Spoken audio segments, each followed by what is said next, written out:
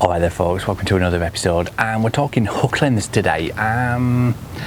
Do you buy the shop bought ones, the pre-tied ones, or do you tie your own?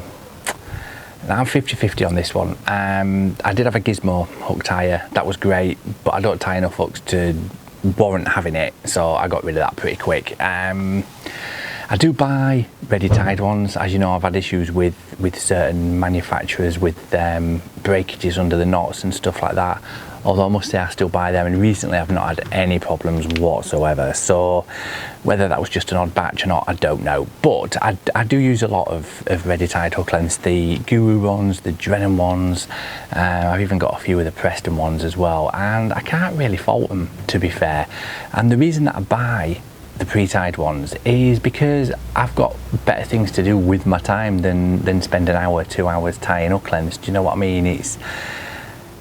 I can't do them any better than the shop bought ones, and when you factor in the time, I've got other stuff to do. Do you know what I mean? It's like I could be out filming, I could be editing videos, I can be researching videos and stuff like that, and for me, I'd rather do that than spend a couple of hours tying hooks.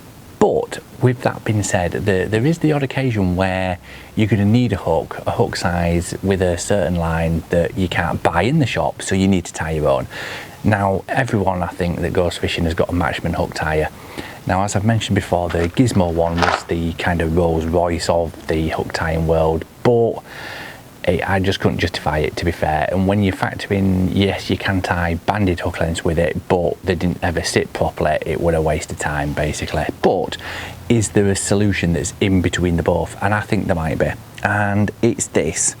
Now, this is the WE Products hook tying station. Basically, you've got your Matchman hook tire in there, and you've got your pins there, and it's basically for tying perfect hook lengths, the same size every single time. Right then, so let's have a look at this in a little bit more detail. Okay, so on this side with the prongs, you've got your little thumb turn there, so you undo that and you can move that down into 4-inch all the way out to a 10-inch hook length. Okay, now if you need any extra than that, you put your loop on there, that gives you an extra inch, and you can lap it round, so you got 1, 2, 3, 4, etc. all the way up.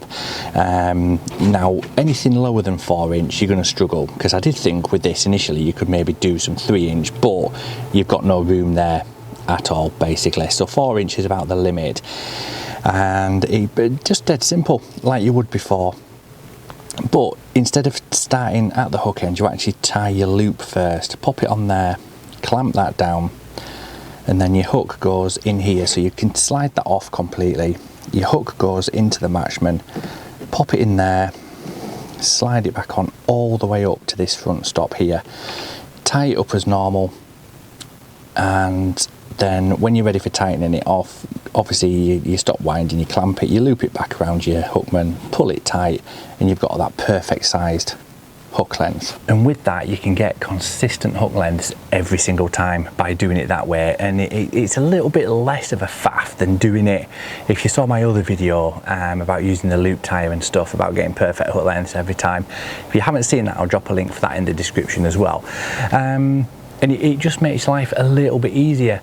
But again, I can't justify spending that amount of time tying hook lengths and stuff. If I need a 3-inch hook length, what I'll do is I'll just buy a pack of 6-inch hook lengths and I'll just chop them in half. Basically, it's a no-brainer that for me.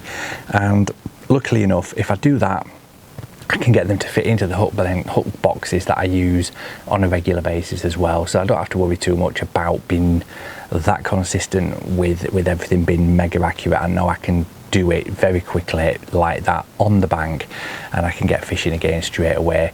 But yeah, it's definitely worth shopping around with the pre-tied, or whether you're going to tie your own. You've got to weigh it up. Is it worth your time doing them yourself, or is it quicker, easier just to go out and buy a few? I mean, I know some of them can be quite expensive, and it does put me off a little bit, but when you factor in that they're not tied on a machine, they're actually all tied by hand as well, so you're getting a hand tied hook, and I've got that from 2 different sources basically, because what they're saying is that there isn't a machine that can copy what needs to be done when you're tying a hook. So in a way, you're already paying for hand-tied hook lengths. I know a lot of people do them, and that's fantastic, and they do them in bulk orders and stuff like that, but again, I don't really use a massive amount of hook lengths, to be fair. I mean, I could probably buy one box and it'll last me 2 years, you know what I mean? It's again, it's that trade-off, but